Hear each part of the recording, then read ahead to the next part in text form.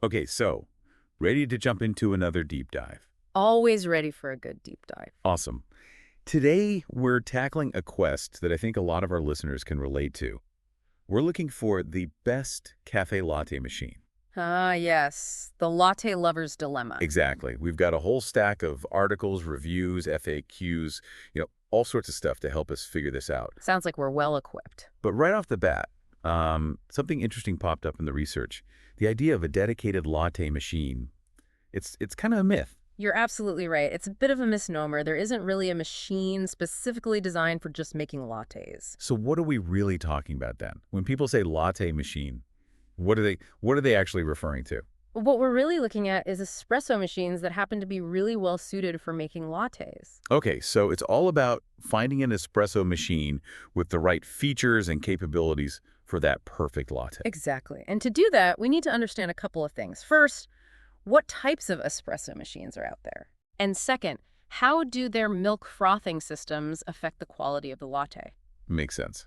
The frothing is obviously key for a good latte.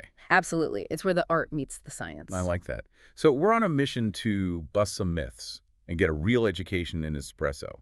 Where do we even begin? Well, the sources we dug into break down espresso machines into two main categories, bean to cup and traditional. Okay, bean to cup versus traditional. I've heard those terms before, but I'm not sure I totally get the difference. Sure, so bean to cup machines, those are your all-in-one solutions. They grind the beans, dose, tamp, brew, and even froth the milk, sometimes all automatically. Wow, so it's like a one-stop shop for latte making. Pretty much. It's all about convenience. So those are the ones often advertised as latte machines because they have that one-touch latte function, right? You got it. That's often where the confusion comes in. Like, you see it advertised and you think, oh, perfect, a latte machine. Yeah, I've definitely fallen for that before. But it Yeah. sounds like it's not that straightforward. It's a bit more nuanced than that. Within the bean to cup category, there are actually a few variations to think about. Okay, so even within bean to cup, there are different types. Yep. Some come with those milk carafes for the one-touch lattes.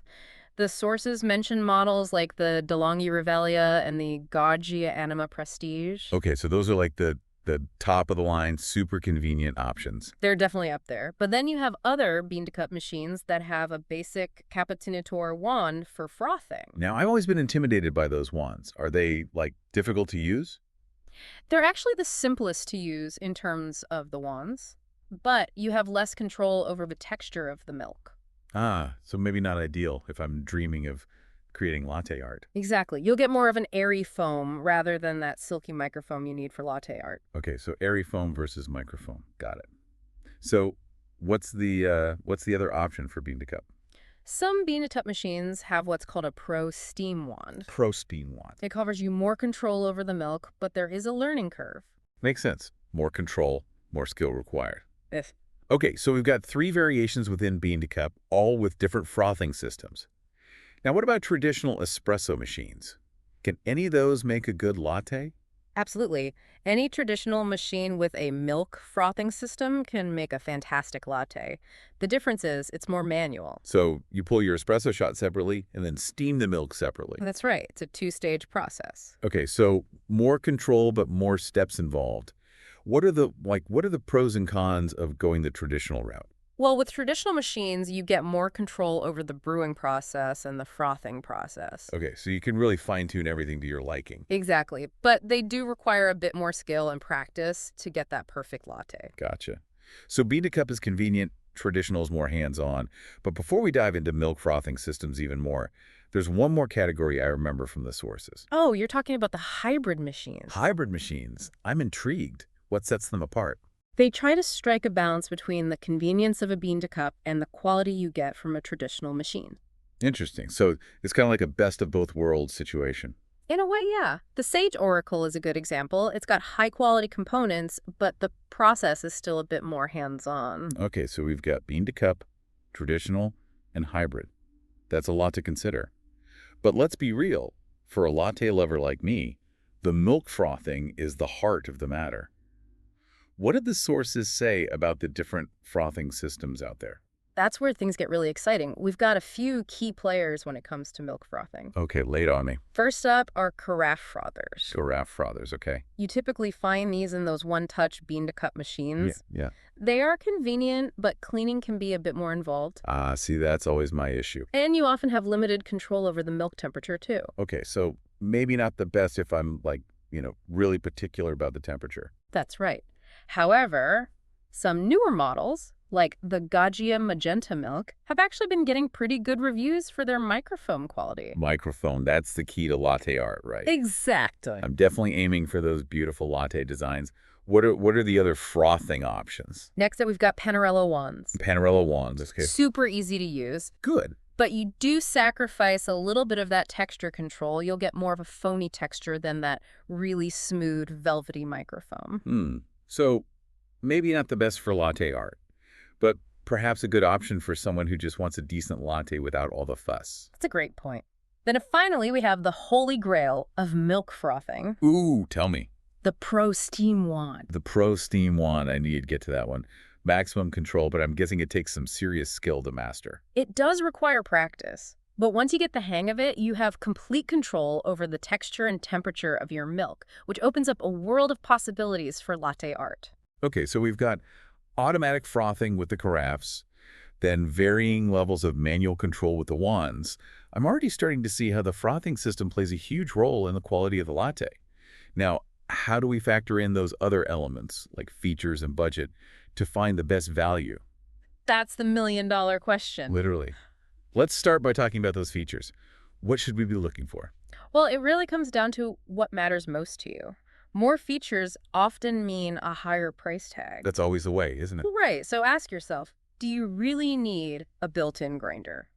Multiple drink options, programmable settings. I see what you mean. It's easy to get caught up in all the bells and whistles, but it's important to consider what features will actually make a difference in my latte making experience. Exactly. Think about your lifestyle and your coffee habits. If you're, always rushing in the mornings, maybe that one-touch latte function is a lifesaver. Yeah, totally. But if you really enjoy the ritual of grinding your own beans and perfecting your technique, a traditional machine might be a better fit. So it's not just about features, but how those features align with my, personal coffee style. I'm starting to see how personalized this decision really is. What else should we consider in this value equation? The level of control you want is a big factor, too. Control, okay. Are you comfortable with a more hands-on approach, or do you prefer the convenience of automation? That's a good question. Automatic machines are generally going to be more expensive, while manual machines give you more control but require a bit more skill. It's interesting how that theme of control keeps coming up. It seems like there's a trade-off between convenience and control at every turn. And speaking of trade-offs, I think it's time to address the elephant in the room. Budget. Absolutely. Be upfront about how much you're willing to spend. Exactly. One-touch machines with all the fancy features, those tend to be the most expensive, right? They definitely can be. Machines with Panarello wands offer a good entry point if you're on a budget. Okay, so those are a good starting point. While traditional or hybrid machines can be a great value if you're willing to invest the time to learn. So more effort up front, but potentially more value in the long run. It really boils down to prioritizing what matters most. Yeah. Convenience, control, budget, and finding that sweet spot where they all intersect. Now, before we move on, I wanted to touch on something that came up in our research. One of the articles mentioned that dual hopper grinders aren't actually that great for blending different types of beans. Why is that? Ah, that's a good catch. It comes down to what's called grinder contamination. Grinder contamination. Even with separate hoppers, if you have a single grinder, there will always be some residue from the previous bean. Oh, like leftover coffee dust. Exactly, and that can affect the flavor of your next brew. So if I want to switch between, say, regular and decaf beans, I'd end up with a bit of a mixed blend in those first few cups. Exactly, not ideal. Not ideal at all. I guess that fancy dual hopper feature isn't always as practical as it sounds. It's a good reminder that sometimes those extra features might not be worth the added cost. It's all about understanding the real-world implications. I'm definitely learning a lot about what to look for and maybe what to avoid. Now, I know there were some common questions about latte making that came up in the sources. Let's tackle those, shall we? Sounds good. What piqued your curiosity? Well, one question that always stumps me is, what's the difference between a latte and a latte macchiato? They seem so similar. That's a question that trips up a lot of people. Yeah, I'm one of them. It all comes down to the pouring order and how the layers form. Okay, the pouring order. So in a traditional latte, you start with your espresso shot and then pour steamed milk over it. Okay, espresso first, then milk. Right. For a latte macchiato, you do the reverse. You pour the espresso over a layer of steamed milk. Milk first, then espresso. Exactly. And that creates that distinct stained or marked effect. Oh, so that's where the macchiato part comes in. It's literally staining the milk with the espresso. Precise. I always wondered about that. And it's fascinating that some machines, like the DeLonghi Magnifica Evo, actually make latte macchiatos, even when you select the latte setting. It's all in the fine print. Always read the manual. Right. Yeah. And speaking of details, another common question that came up was about milk types. What's the best milk for a latte? Ooh, good one. The sources seem to agree that whole milk is the classic choice. It is. But they also mentioned that any type of milk can be used, even non-dairy alternatives. Absolutely. So what's the deal with whole milk? What makes it the classic choice? Well, whole milk is often preferred for its richness and the way it creates that smooth, velvety texture. Oh, that's what we're all after, that velvety texture. But ultimately, it comes down to personal preference and dietary needs. Of course. Some people prefer the lighter texture of skim milk, while others opt for plant-based milks like almond or oat milk. So even the milk itself can impact the final flavor and texture of the latte. That's something I hadn't really considered before. I'm starting to see how many factors go into crafting the perfect cup. Now, before we wrap up this deep dive, I'm curious. Based on all our research, are there any machines that stand out as particularly good for latte making? Absolutely. Let's take a look at a few contenders. Based on the sources, if convenience is your top priority, the Breville Barista Touch Impress comes up a lot. Oh, yeah, I remember that one. It offers both automatic and manual frothing options. So you can have the best of both worlds. It's got a built-in grinder, a sleek touchscreen interface. It seems to do it all. It does sound pretty impressive, but I imagine that kind of convenience comes with a hefty price tag. It does come at a premium, but for people who value a streamlined process and consistent results, it could be worth it. Okay, so that's for the convenience seekers.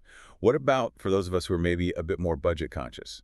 If budget is your main concern, a machine with a Panarello wand is a good starting point. Right. We talked about those earlier. They won't give you that super fine microfoam, but they can still make a pretty decent latte. Practical and affordable. Always a good combination. What other recommendations did the sources highlight? They also emphasize the value of traditional espresso machines, particularly ones with a good steam wand. So, going back to the classics. You'll have to put in the time to master the technique, but you'll have more control and potentially save money in the long run. So, more effort up front, but more control and potentially more value over time. It seems like that's a recurring theme in our deep dive, weighing the trade-offs. Now, before we officially wrap things up, I want to make sure our listeners are walking away with all the key takeaways.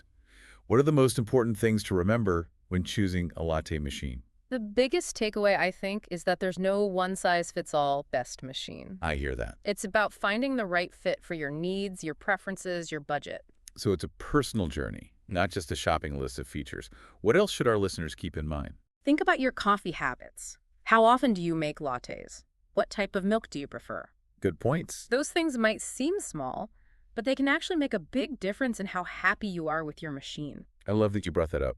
It's not just about the machine, it's about the whole latte experience. Yeah. And speaking of the experience, I think we've given our listeners a lot to consider today. Any final words of wisdom before we send them off on their latte-making adventures? I'd say as you embark on your search for the perfect latte machine, remember that the journey is part of the fun. Oh, I like that.